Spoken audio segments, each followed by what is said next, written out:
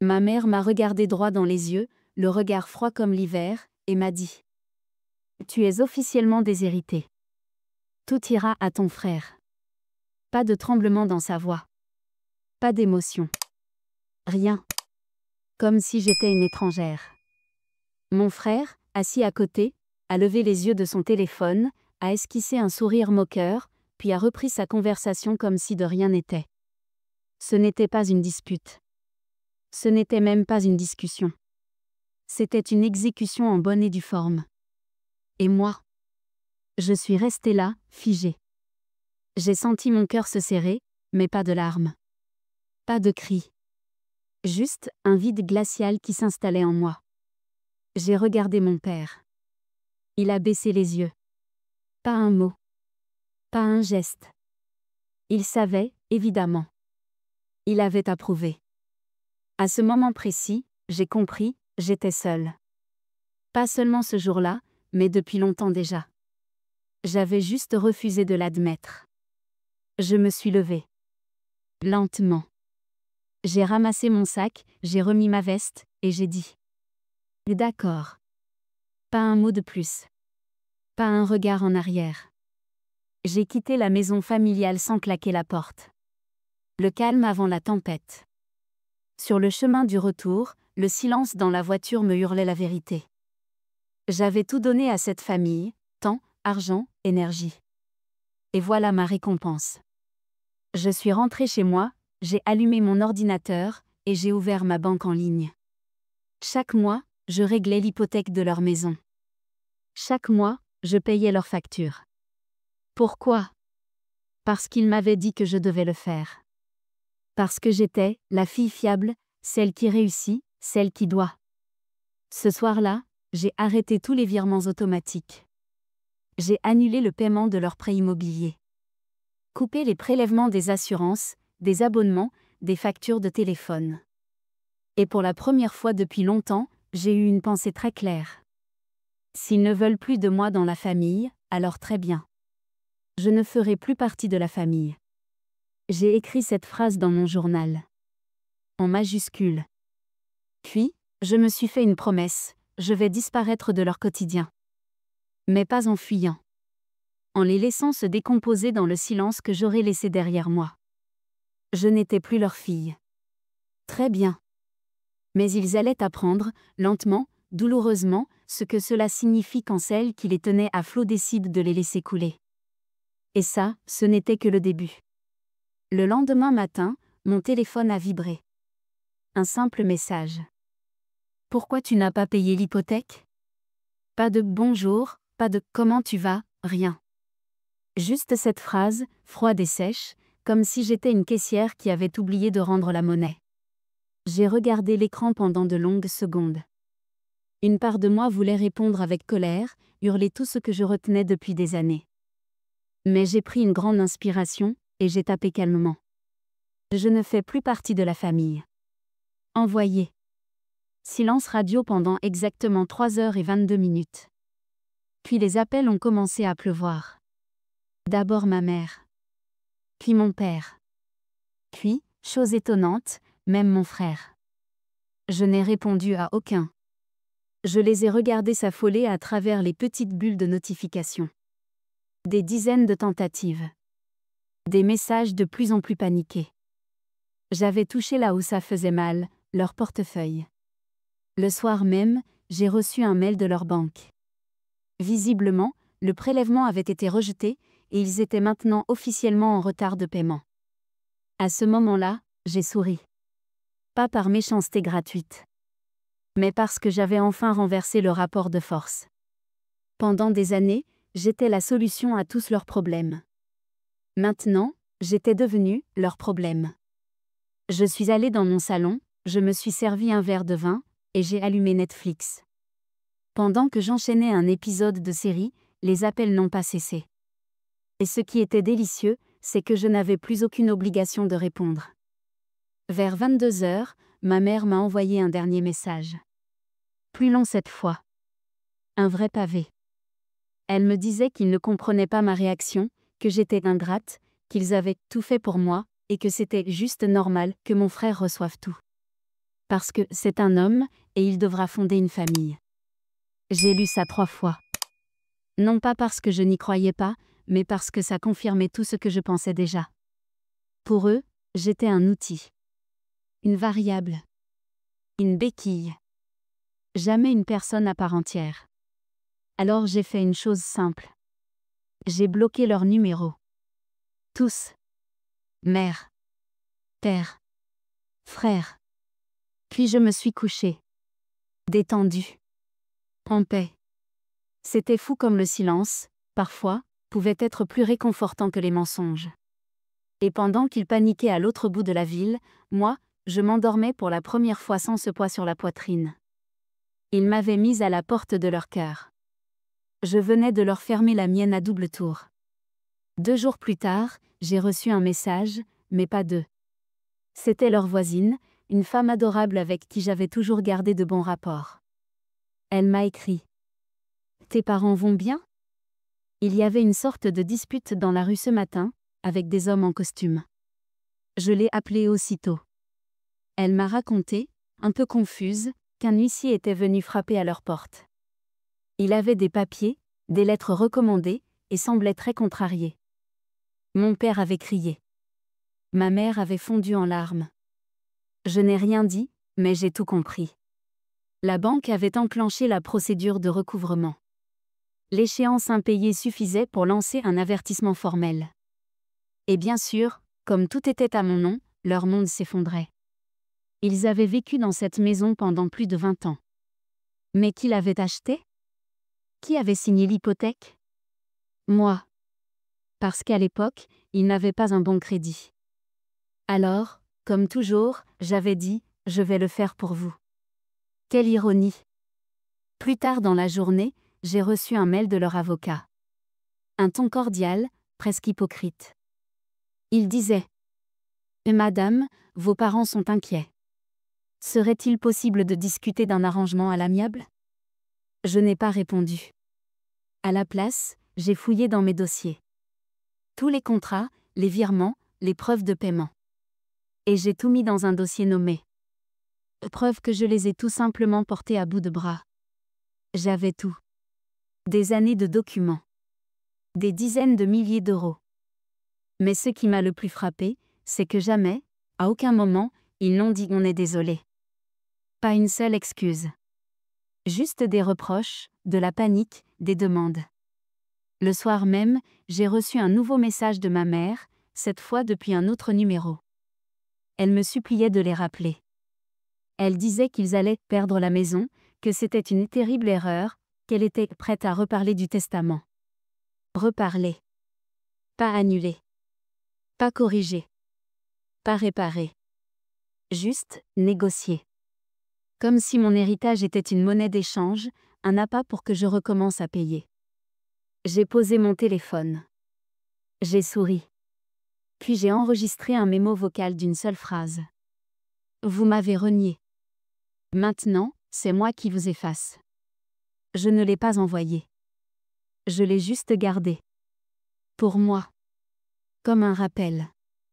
Et pendant que le chaos s'installait chez eux, moi, j'ai continué à vivre. Libre. Quelques jours plus tard, j'ai reçu une alerte mail automatique. Objet, mise en demeure hypothèque impayée. Et là, tout est devenu très concret. Le compte bancaire lié à l'hypothèque était officiellement clôturé. Plus rien ne pouvait être prélevé. L'étape suivante ? La saisie. Je savais que mes parents allaient tout faire pour m'atteindre. Et ça n'a pas raté. Ma tante m'a appelé. Une femme qui ne m'a jamais adressé la parole autrement que pour critiquer mes choix de carrière ou de tenue. Et là, soudainement. Ma chérie, tu sais, ta mère est très malade de tout ça. Elle ne mange plus. Elle pleure. Tu veux vraiment qu'elle perde sa maison à son âge ? J'ai pris une grande inspiration. Et j'ai répondu calmement. Est-ce qu'elle a pleuré quand elle m'a dit que j'étais déshéritée ? Silence. Puis un soupir. Et elle a raccroché. Le lendemain, mon frère m'a envoyé un long message. Il s'excusait. Du moins, c'est ce que je pensais, jusqu'à la 3e ligne. Il disait que mes parents avaient peut-être été un peu durs, mais qu'il ne fallait pas tout mélanger et que je devais faire preuve de maturité. Maturité? C'est ça, leur définition? Payer en silence pendant qu'ils m'effacent de leur vie? Ce jour-là, j'ai compris une chose essentielle, ils ne voulaient pas de moi. Ils voulaient juste ma carte bancaire. Pour la première fois depuis longtemps, j'ai décidé de m'occuper de moi. J'ai réservé un week-end dans un spa. J'ai coupé mon téléphone. Pas de mais. Pas de drame. Juste de la paix. En rentrant, j'ai trouvé un courrier de leur avocat dans ma boîte aux lettres. Une proposition d'accord mutuel, je continue à payer l'hypothèque, et ils révisent le testament pour m'y réintégrer. Réviser.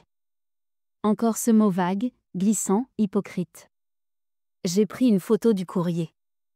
Je l'ai posté sur un groupe de soutien familial privé auquel j'avais adhéré récemment. Les réactions ne se sont pas fait attendre. Manipulation. Chantage affectif. Tire un trait définitif. Et soudain, je n'étais plus seule. Je n'étais plus une fille ingrate. J'étais une femme qui se libérait. Et cette sensation valait plus que toutes les maisons du monde.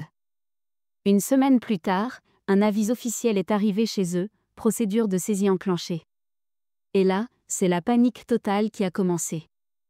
Je l'ai su non pas par eux, bien sûr, mais par une amie d'enfance, qui habite toujours dans le même quartier. Elle m'a appelée, choquée. Tes parents ont eu une crise dans la rue. Ton père a hurlé à un agent immobilier. Ta mère s'est évanouie. J'imaginais la scène sans le moindre remords. Tout ce qu'ils avaient pris pour acquis, leur confort, leur statut, tout s'effondrait. Le lendemain, mon père m'a appelé. Pour la première fois depuis des mois. Il n'a pas demandé comment j'allais. Il n'a même pas prononcé mon prénom. Il a juste dit. On peut discuter? Tu veux quoi? De l'argent? Un pourcentage? Un pourcentage? Je suis restée figée. Il croyait que je faisais tout ça pour de l'argent? Alors que c'est moi qui ai payé leurs dettes pendant des années? Je me suis contentée de répondre. Je veux juste ce que vous m'avez donné, rien. Et j'ai raccroché. 2 jours plus tard, je recevais un nouveau message de ma mère. Cette fois, elle jouait une autre carte. Je suis en train de faire une crise d'angoisse. Tu veux qu'on se parle avant qu'il m'arrive quelque chose? Manipulation émotionnelle de niveau expert. Mais j'avais appris. Je n'étais plus la fille docile qui disait oui à tout. J'étais celle qui avait les clés. Et surtout, le contrôle. Pendant ce temps, la maison était mise sur la liste des biens à risque. Une vente aux enchères serait enclenchée si rien n'était réglé. Et moi, de mon côté, je recevais les rapports, les échéances, les mises à jour. Tout était encore à mon nom. Je contrôlais le sort de leur toit. Et même si une partie de moi avait envie de tout arrêter, de les épargner, je repensais à ce moment, cette phrase. Tu es déshéritée. Et je me disais. D'accord. Mais dans ce cas, vous êtes désabrité. Les jours suivants ont été étrangement calmes. Trop calmes. J'ai su immédiatement qu'il préparait quelque chose. Et ça n'a pas manqué. Un matin, je suis sortie de chez moi et j'ai trouvé mon frère, debout devant ma porte. Il tenait un sac de viennoiserie et un sourire de façade. Je me suis dit qu'on pourrait parler. En famille. Je l'ai fait entrer. Je voulais entendre jusqu'où il irait. Il a commencé avec les classiques. On a grandi ensemble. Tu te souviens quand on faisait des cabanes dans le jardin? Tu veux vraiment nous voir à la rue? Je l'ai laissé parler. Puis il a sorti la carte ultime. Papa a un début d'ulcère. Maman ne dort plus. C'est grave. Tu peux pas continuer comme ça. Et là, j'ai compris. Il n'était pas venu me demander pardon. Il était venu négocier ma culpabilité. Transformer leur irresponsabilité en dette morale. Je l'ai regardé droit dans les yeux. Tu sais ce que tu pourrais faire? Vendre ta voiture de luxe. Celle que maman t'a offerte. Avec ça, tu peux couvrir plusieurs mensualités. Il a éclaté de rire nerveusement. Tu veux que je me sacrifie? Pour eux? T'es sérieuse? Je n'ai pas répondu. C'était inutile. Parce qu'à ce moment précis, il venait de dire tout haut ce que j'avais toujours pensé tout bas. Chez nous, les sacrifices, c'était toujours moi. Il est reparti furieux. Et le soir même, j'ai reçu un email de leur notaire. Objet, proposition de renégociation successorale. En clair? Ils voulaient me réintégrer dans l'héritage si je reprenais les paiements. Pas de pardon. Pas d'aveu. Juste une offre commerciale. Ils me voyaient comme une banque. Un portefeuille sur pattes. Cette nuit-là, je n'ai pas dormi. J'ai pensé à cette petite fille que j'étais, qui faisait tout pour plaire. Et à la femme que j'étais devenue, qui devait se battre pour exister. Alors j'ai ouvert mon ordinateur. Et j'ai pris une décision. Le lendemain, j'ai lancé une procédure de cession de créances. J'allais vendre leurs dettes à une entreprise spécialisée dans le recouvrement. Plus de contacts. Plus d'appels. Et surtout, plus de pouvoir pour eux. Le mail de confirmation est arrivé à 9h03. Objet, cession de créances acceptée. Le dossier est désormais entre nos mains. À ce moment précis, je me suis sentie légère. Presque euphorique. Parce que j'avais enfin tiré un trait. Définitif. Ce que je n'avais pas prévu, c'était la vitesse à laquelle les choses allaient dégénérer. Le premier appel du cabinet de recouvrement est parti à 9h10. Et d'après les messages que j'ai reçus ensuite, ils n'ont pas été tendres. Ma mère a d'abord tenté le bluff. On va porter plainte pour abus de pouvoir. Tu nous as ruinés exprès. Puis est venue la victimisation. Tu veux qu'on finisse à la rue? C'est ça? Qu'on meure de froid? Mais cette fois, je n'ai même pas répondu. Le silence est devenu ma meilleure arme. Ils étaient seuls face à leurs responsabilités. Et c'était un spectacle fascinant. Leur voiture? Mise en vente. Leurs meubles? Mis aux enchères. Leur crédit? Refusé. Tout s'enchaînait à une vitesse que même moi, je n'avais pas anticipée. Et là, ils ont tenté leur dernière carte, les réseaux sociaux. Des publications ambiguës, jouant la carte du drame familial. Quand ta propre fille te trahit. Imagine perdre tout à cause de la personne à qui tu as donné la vie. Les commentaires ont afflué. Certains compatissaient. Mais d'autres ont commencé à poser des questions. Et c'est là que la vérité a commencé à sortir. Des connaissances, des anciens collègues, même des amis de la famille ont commencé à commenter. Tu veux parler de la fille qui t'a payé une voiture? Celle qui t'a sorti des dettes pendant 5 ans? Celle que tu as déshéritée publiquement au dîner de Noël? Leur tentative de manipulation publique s'est retournée contre eux. Et moi, je n'avais rien eu à faire. Les gens se souvenaient. Et ils prenaient ma défense. Ce soir-là, je me suis préparé un bon plat. Je me suis installée sur mon canapé, un verre à la main. Et j'ai regardé leur château de cartes s'effondrer, sans que je l'effleure. Tout ce qu'il avait fallu, c'était arrêter de les protéger. Le matin suivant, tout avait changé. Je me suis réveillée avec un sentiment étrange, celui de libération. Libérée du poids de leur manipulation, des années de sacrifice pour des personnes qui ne m'avaient jamais vue autrement qu'une simple source de financement. Mais à peine avais-je pris mon café que mon téléphone vibra. Un message de mon frère. Je m'attendais à des menaces, des insultes, mais non. Maman est à l'hôpital. Pas de préambule, pas de détails. Juste cette phrase. Et puis, comme une bombe. Là, elle veut te voir. Elle dit que tu es la seule à pouvoir la sauver. J'ai eu un court instant d'hésitation. Est-ce que je devais céder à la culpabilité? Est-ce que je devais faire face à cette mère qui m'avait rejetée si facilement, pour me retrouver maintenant dans un rôle de sauveuse? Je n'étais plus la même. Elle m'avait déshéritée. Elle avait brisé notre relation. Et pourtant, je ne pouvais m'empêcher de ressentir une curiosité morbide. Pourquoi était-elle en hôpital? Quel genre de situation l'avait amenée là? Je n'avais pas oublié son dernier message menaçant. Mais l'envie de voir si son drame était réel ou juste une autre manipulation m'a poussé à accepter. Le lendemain, je suis allée à l'hôpital. Je l'ai trouvée allongée, une perfusion dans le bras, les yeux gonflés par les larmes. Mais quand elle m'a vue, son regard a changé. Elle n'a pas fondu en larmes. Elle a fait une pause, puis elle a dit. « Tu vois, c'est ça. Quand tu nous quittes, tu crois que tu vas mieux. Mais ce qui se passe ici, c'est la vraie vie. Tu vas voir qu'on a besoin de toi. » Là, j'ai eu un choc. Elle parlait de moi comme si j'étais sa dernière chance, comme si j'étais la solution à tous ses problèmes. J'ai pris une grande inspiration, et j'ai répondu. « Non, maman. Je ne suis pas ta solution. Ce n'est pas moi qui ai causé ça. Tu as détruit ta propre vie. » Et je suis partie. Quelques heures plus tard, j'ai reçu un appel de mon frère. Il était furieux. « T'as vu ce qu'elle fait ? Elle est en train de pleurer dans toutes les chambres de l'hôpital. Elle joue la victime. Tu veux vraiment la laisser dans cet état ? » Je l'ai laissé parler, et une fois encore, j'ai gardé le silence. Le matin suivant, les nouvelles avaient fait le tour. Un article local avait fait la une. La famille déchirée, entre héritage, manipulation et drames familiaux.